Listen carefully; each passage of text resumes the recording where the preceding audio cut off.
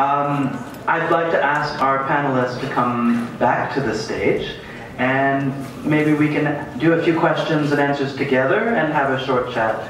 So, Mr. Khang, Mr. Won, Mr. Wes.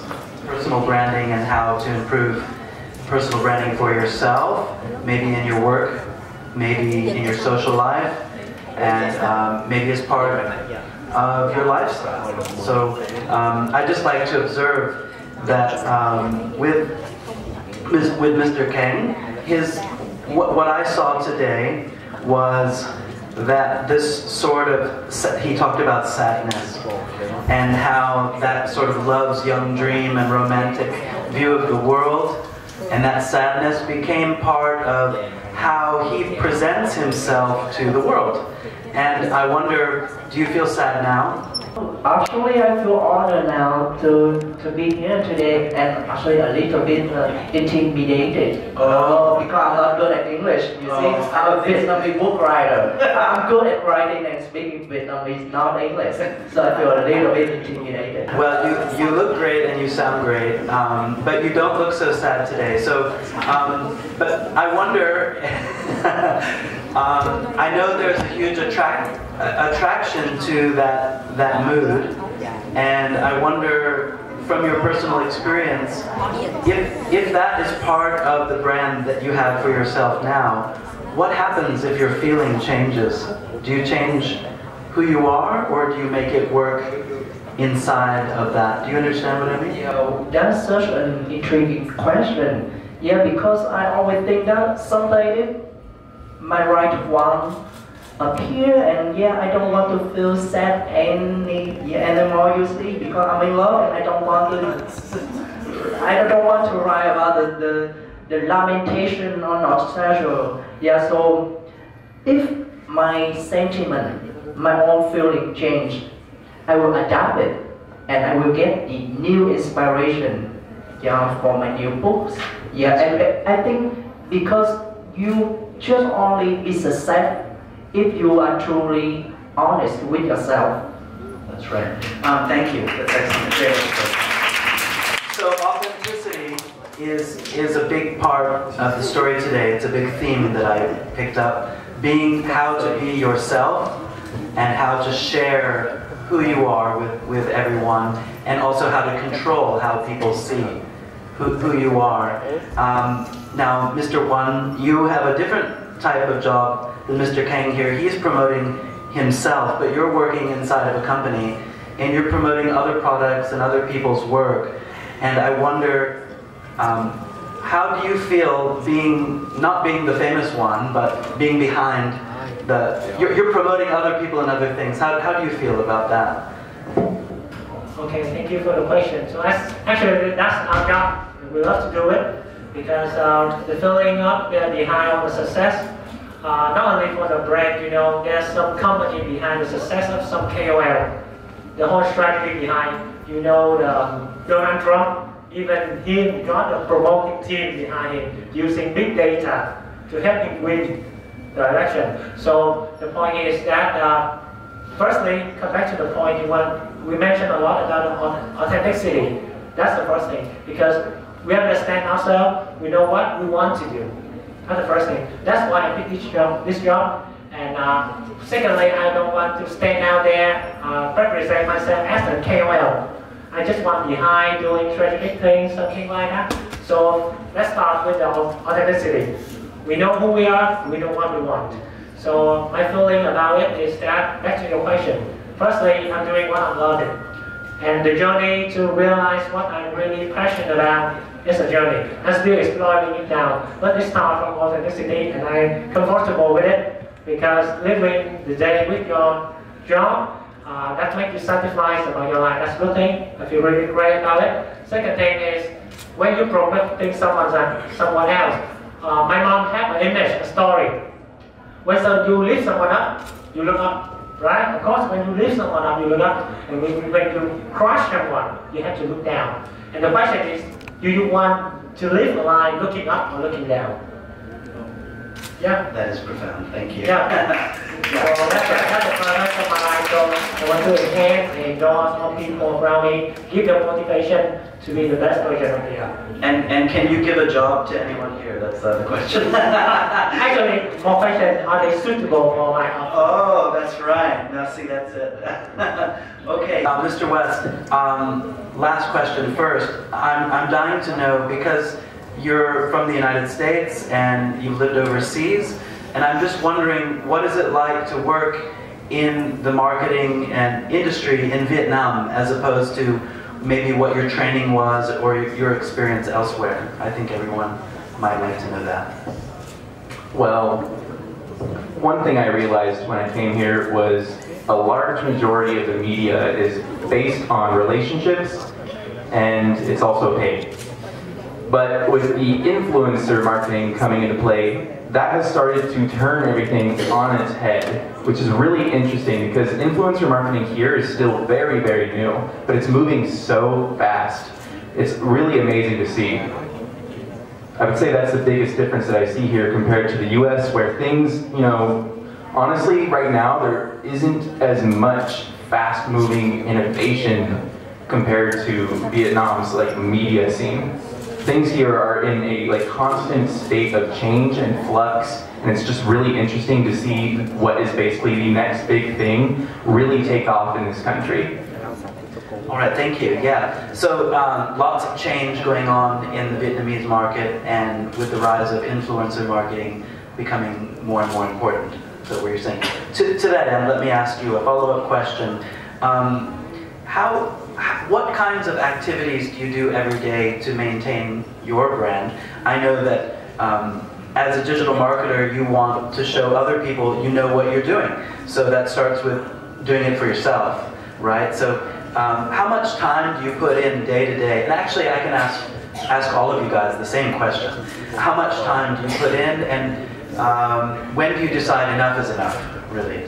So I'll let you start, and maybe... Yeah, I'll pass the mic. Yeah. I have never really looked at it at a time estimate standpoint each week or even each day, but I can answer definitely every single day.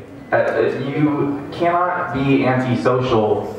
You always need to do just a little bit, even if it's something as simple as like sending a private message to a friend, whether or not it's a close friend or not. That's still a social media activity. That's still another opportunity for you to actually use your personal brand to influence other people and influence the world around you. The thing that has worked the best for me is actually stuff like this. So I have been focusing on doing a lot more speaking events and also hosting networking events. That is my way of being social, even though it is offline. I bring it into the online with the Facebook events. So the question is, what I'm going to do with the daily activity to help me build up my personal branding. So actually, let me start with the objective of personal branding. Try to identify yourself to the world, promoting yourself as a promise you make to the world around you. So for my kind of personal branding, I want to, with that kind of objective, we have to choose the channel to deliver the content. We have online channel like Facebook media, YouTube, whatever. Offline channel and some unofficial channel. But for myself, I like to enjoy connecting besides the online. Because as you know, that my story is starting from that I like a student right sitting here. And I have the chance to know some senior people who help me a lot to shape my thought and my career. And I want to do the same. And I have find out the best thing to do, and it's suitable for myself. It's speaking the offline channel. When I come to I'm willing to join the speaking event like this, and join a small group of students and sharing about the career, about my experience, and that's what I do for daily. That's for the outward like that. So what inside is about that. I neutral my spiritual, my thinking, and so daily activity through charity, something like that. And this both outward and inside work may add usual a lot by the activity I do daily.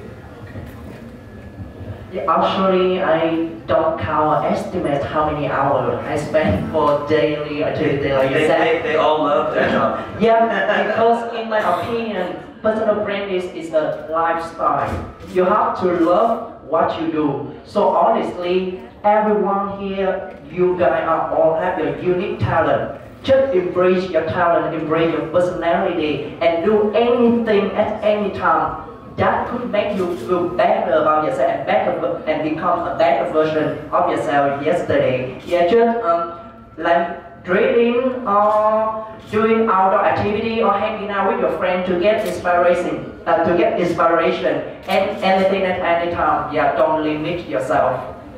Oh, that's great. Wow, okay, so the takeaway here is they're losing track of time because they like promoting the things they care about, and it sounds like be really active and involved in activities outside of your own sphere. So all three of these guests thought that coming here would be a way to build that brand, obviously. So I encourage our students to go join organizations. We heard, yeah, for charity maybe, giving things. It feels good to you because it's who you are, but it also allows you to network with other people who care about those things. So that's really great. I wonder how being in the spotlight has changed your life a little bit. So Mr. Khang, if you could tell me, like, maybe before you were not getting 1,000 likes on something, right? It was just maybe like me, just like 7. But you know, I only get likes if I show a picture of my daughter, but nothing I say is very big. But you've written a book and you've had a lot of engagement. I saw your page. You get a lot of engagement talking about matters of the heart and emotions. But before, that wasn't there. Has that changed you somehow? Obviously, of course, because you know, first thing first, one thing I always remember that reputation requires a lot of responsibility. So when you're a famous person, your voice really heavy. So you have to take care of every word and every action because it will lead the youth to right or wrong way. Yeah, so in this era of blooming social media, yeah, you have to really take care of what you say and what you want to show to the youth because you will change their opinion. So no bikini today. Bikini with the hashtag #MeToo is okay. So about fame, I wonder, I'll ask Wes this one. Has your routine changed, the type of behaviors that maybe were part of who you were before? You talked about being very conscious, very aware of your gestures, your movements, what you look like, how you present yourself.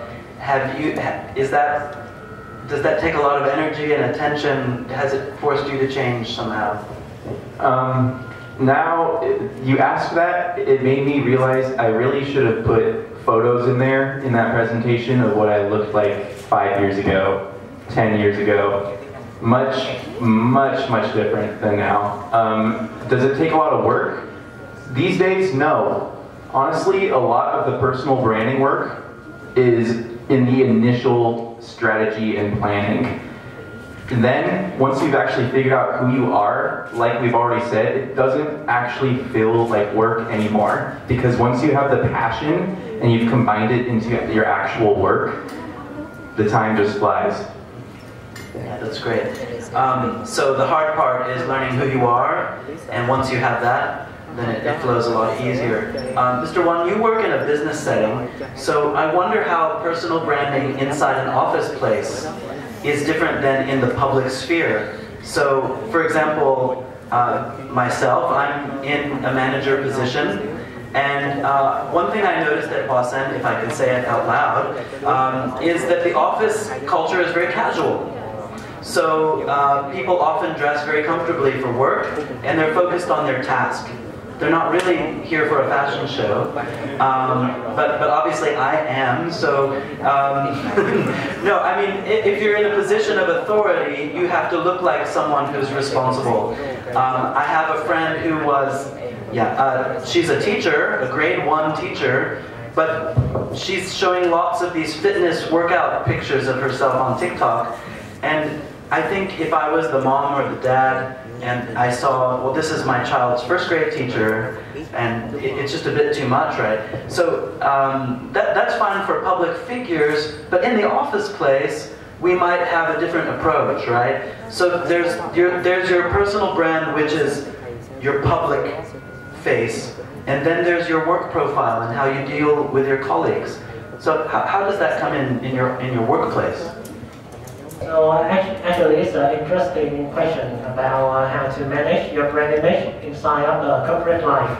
Yes. So, frankly speaking, let's start with the objective with your career. So, what do you perceive your career is? Your career is what you do for love, or what you do for money, or just something that temporary, but you to stay there a few years and do something else. Let's start with the objective. So.